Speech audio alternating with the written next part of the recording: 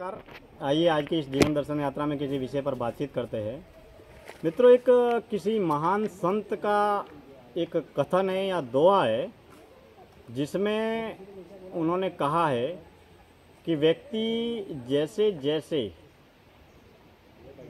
अमीर बनता है, जैसे जैसे वह धन साधन से सक्षम और संपन्न बनने लगता है, वैसे वैसे उस व्यक्ति को अपने जीवन में सेवा, दया, दान, त्याग करते रहना चाहिए।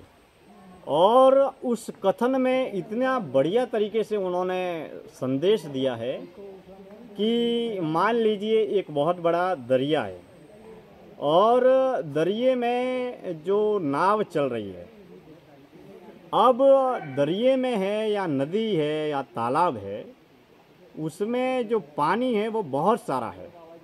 किसी दरिए में, तालाब में बहुत ज़्यादा अपार अनंत पानी रहता है। अब जो नाव जो चल रही है, अब मान लीजिए, कल्पना कीजिए कि उस नाव में थोड़ा बहुत पानी आ गया, तो थोड़ा बहुत पानी आने से कोई नाव डूबने वाली नहीं है। लेकिन धीरे धीरे करके बहुत ज़रूरत से ज़्यादा पानी उस नाव में आ गया। दरिए का पानी धीरे धीरे नाव में आ गया। पहले थोड़ा आया, फिर थोड़ा आया, फिर थोड़ा आया, फिर थोड़ा आया, फिर पूरी जो नाव है वह पानी से भर गई। तो फिर क्या होगा?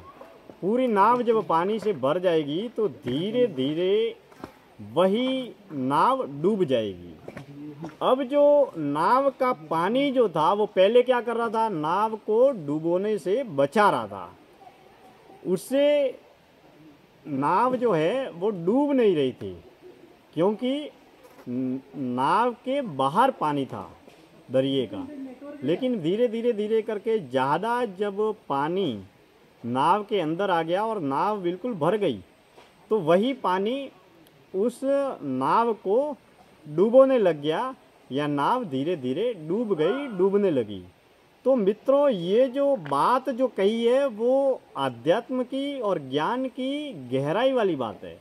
इस बात के पीछे कथन यही है कि हम जब नौकरी करते हैं, धंधा करते हैं, रोजगार करते हैं, कारोबार करते हैं, फैक्ट्री खोलते हैं, तो धीरे धीरे हम लाख कमाने लगते हैं, लखपति बन जाते हैं, करोड़पति बन जाते हैं, अरबपति बन जाते हैं, खरबपति बन जाते हैं।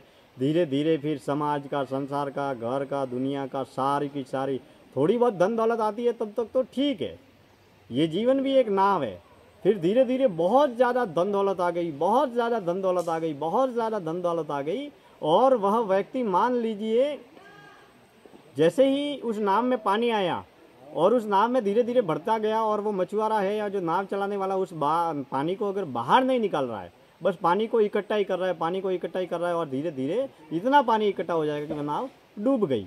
तो इसी तरीके से मछुआरे ने गलती क्या की कि जैसे ही पानी आया इकट्ठा करता गया, इकट्ठा करता गया, और वही बाहर के जो पानी है वो इस नाव में आ गया और धीरे धीरे वो नाव डूब गई। जबकि मछुआरा अगर समझदार होता तो उस नाव में आने वाले पानी को रोकता, या जैसे भी पानी आ रहा है वैसे उसको बाहर डाल देता, जैसे ही पानी आता तो बाहर डाल देता, वैसे नाव डूबती नहीं और जीवन में संतुलन बना रहता।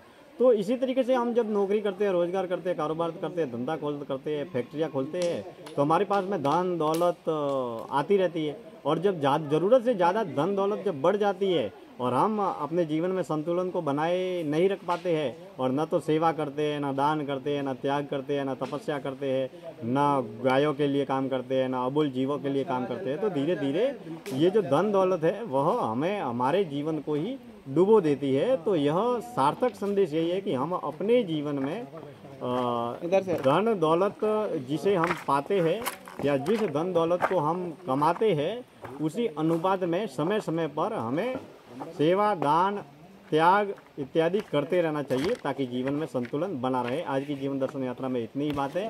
आप सभी का बहुत बहुत धन्यवाद। समय समय पर सार्थक चिंतन करते रहेंगे।